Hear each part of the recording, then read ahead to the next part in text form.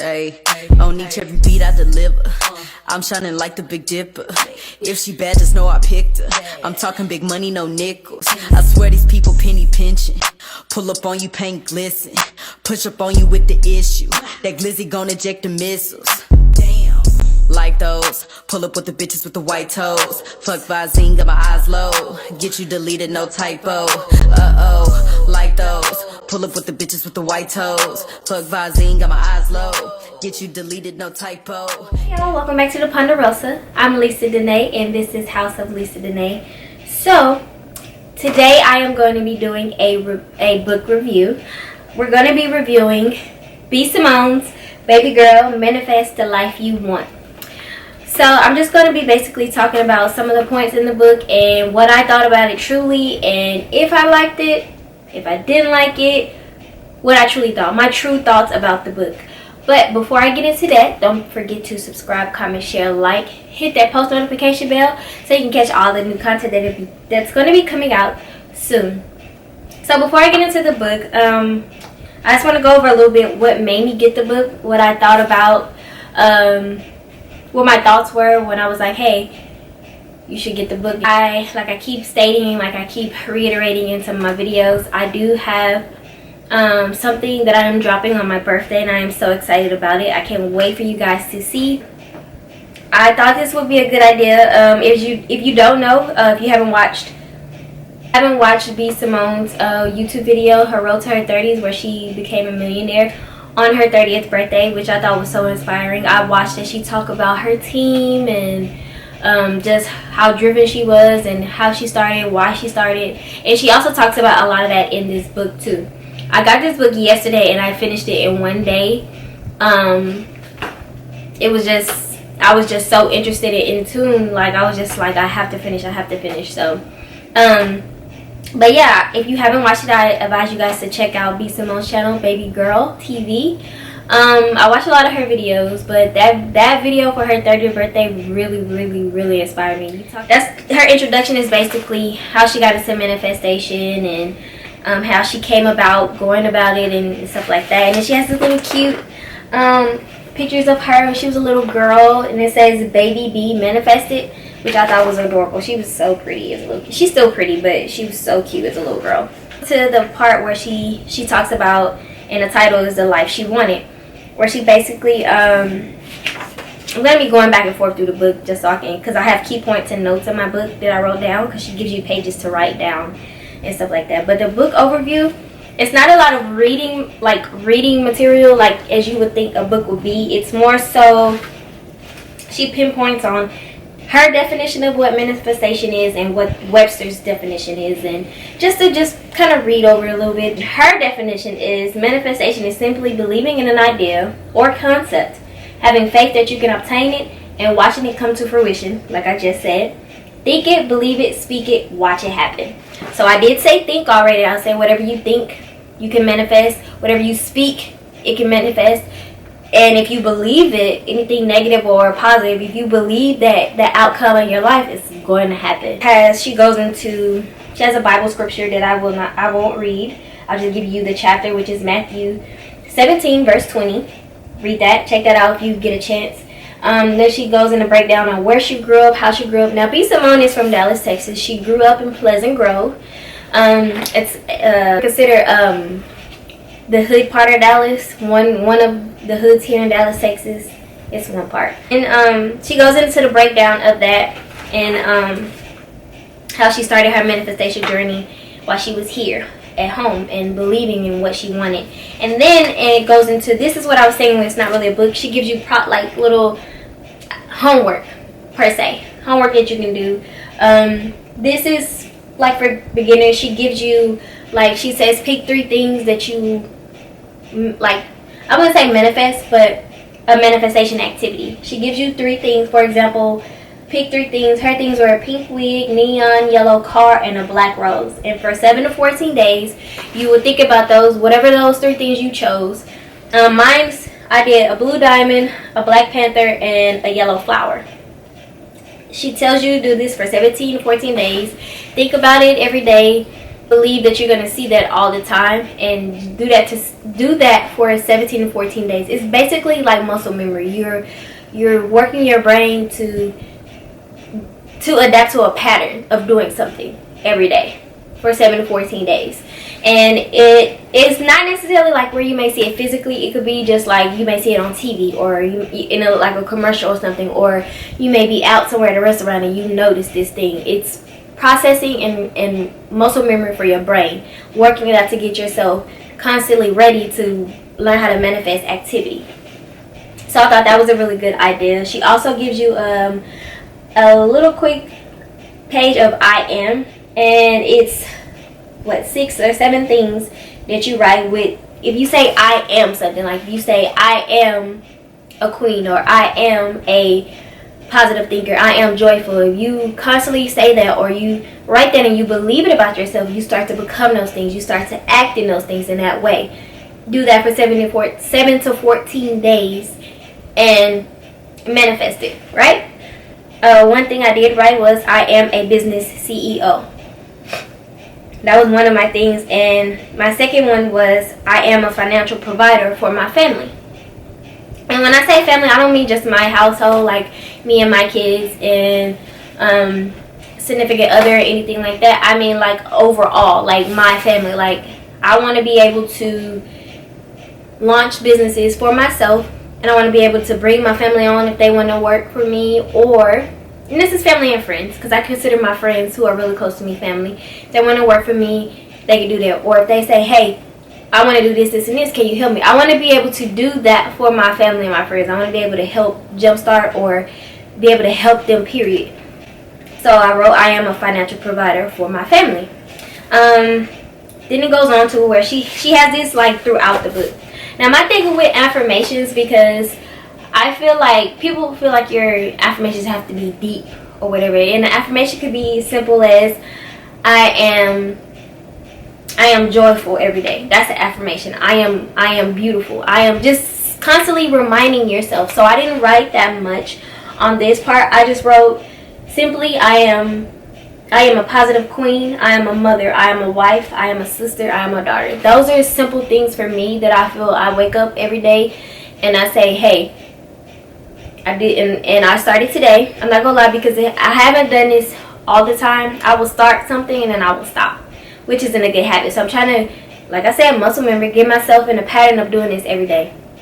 I get up. I woke up today. I prayed. I prayed for like 20 minutes. After I prayed, I wrote in my journal for another 20 minutes. And this is all before I had to clock into work. I am working from home right now due to, y'all know what's going on. So I prayed. I wrote in my journal for 20 minutes. I opened up this book. I read my affirmations out loud. And I said them like 5 times over and over. And then I started my day. And then this is the part I feel like I resonated mostly in the book. Or I resonated with mostly in the book was, she says, fear is an illusion. Most of the time, what you are scared of is never going to happen anyway. I say I resonated with it because for me and myself, like I have a fear of, or I don't have anything. I had a fear of not being liked or being judged. Majority of people or majority of women have that fear, and it's just like, okay, I don't want to do this because, you know, what if they don't like me? What if they don't like it? I had that fear, but now I am learning and I'm growing into a place where it's like, it's cool if they don't like you. Not everybody is going to like you. Some people are not going to agree with you. Some people are not going to agree with what you're doing. But as long as you are fulfilled in what you're doing, and everybody doesn't have the same purpose in life. So me being so fearful and not wanting to do what I was possibly called to do, I could be hindering somebody else because, hey, it's like, it's like, hey, you're here to fulfill this purpose so this person can fulfill their purpose. You see what I'm saying? So it's like a piggyback effect. Like, fulfill yours, help the next person so they can fulfill theirs and fulfill, it's just like a domino effect to me. Okay. Then she goes and talks about where she almost lost her business manager that she have right now, who is still her manager, who's helping her through the process of everything as far as her businesses go. She goes and she talks about that her name's is Skittles. She shares their personal emails going back and forth, where Skittles was just basically checking her like, girl, you need to get your stuff together. Like, you say you want to do this, this, and this, and you want to do this by the time you're 30, you want to be a millionaire by the, what are you doing to move along the process of making these goals happen? Because I can only tell you to do something, me as your manager. I can only say, hey, you need to do this by this time. That's it. I can only tell you. If you choose to do it or not, that's on you. So she shares their personal emails going back and forth. I won't read those. Get the book so you can read that. And then she shares her response to Skittles' emails, where she's basically in agreement, like, hey, I know I've been lagging. I know I haven't been on my stuff. I'm going to do this, this, and this better. And thanks for checking me. And it's not always, and I have to learn this myself, because I'm a person where I don't take criticism well. I'm learning, even if it's constructive, even if it's rude criticism, stuff like that, I don't take it well.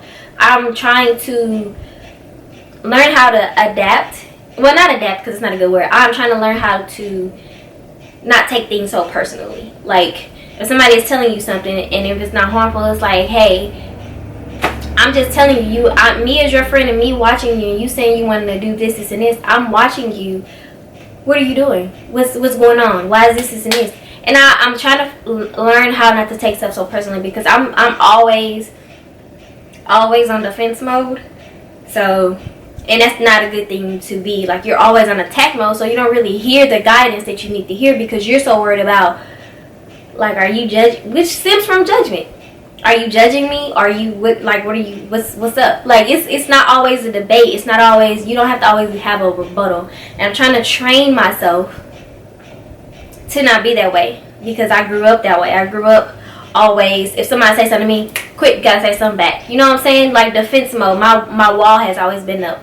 And there's only so many people that can get under my skin, and that's if you're really close to me. If that's that part, the emails. Then she has journal entries that she shared, like, personally. This entry is from July 2015, where she just talks about being basically, to sum it up, she's telling God, okay, I know I'm gifted because you blessed me with this, this, and this, and so many thoughts, and I know you blessed me for a reason, so help me get to where I need to get to, basically, is what she's saying. And I have that too, like, where I feel, I may not show it all the time, but I'm a very creative person. Not somewhere in, like, drawings and art and stuff like that. Don't get me wrong, I love art and stuff like that. I feel like I'm like a creative director kind of, and I'm really good at marketing too. I love marketing. I said this in an old video, like, where it was 2020 goals.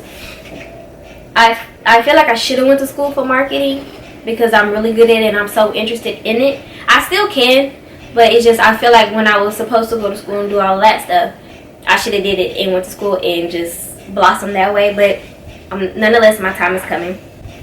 And then she goes into where she wants you to write your dream career. And I'm pretty sure people do this all the time, especially people that believe in manifestation and stuff like that, and it talks about that in the Bible too, where you ask for something and believe that it's done and you let it go. But if you're asking for something, be very detailed to every detail. Like, this one is about your career, and I went into detail on what I wanted as far as career wise, how I wanted it to go, why I wanted it to go that way, the way I wanted it to look, the way I wanted it to be presented to people or consumers, all of that. I went into detail about every single thing, how much I want to sell a product for, what I want in return for that, what businesses I wanted, what other corporations that I wanted to work with, as far as getting things done. Like, I went into details. And she says that be specific. Don't forget to be grateful for where you are, though. A lot of times, because I do this myself, you could be in something and you can forget to be grateful for what you have in that moment, where you are, and that's all, like, God wants you to do. He has you somewhere in a specific setting, and it's like, okay, I have you doing this. I need you to learn this from this situation first. Then when it is your time, I will move you further. I will put you in a place to where it's time to move further to what you want. So, this part, life or death in the power of the tongue, so choose to live. So this is basically what I started out talking about in the beginning of the video, basically, where whatever you speak, think, you believe, that's what's going to happen. That's just it. So I did all of that. She goes to be so good that they can't ignore you. She talks about law of attraction. Now this part I read like in depth over and over and over. I can't lie. I read it like 2 or 3 times. Because you always hear about law of attraction, but you hear like basically relationship wise. You don't think about it like in other terms of like financial or career or business or anything like that. So law of attraction daily routine. She has visualize, focus on the goals, say your daily affirmations, spread positivity, meditate. And the last part of the book, it's don't complain about the problem, figure out the solution. So she goes in and she talks about like friends.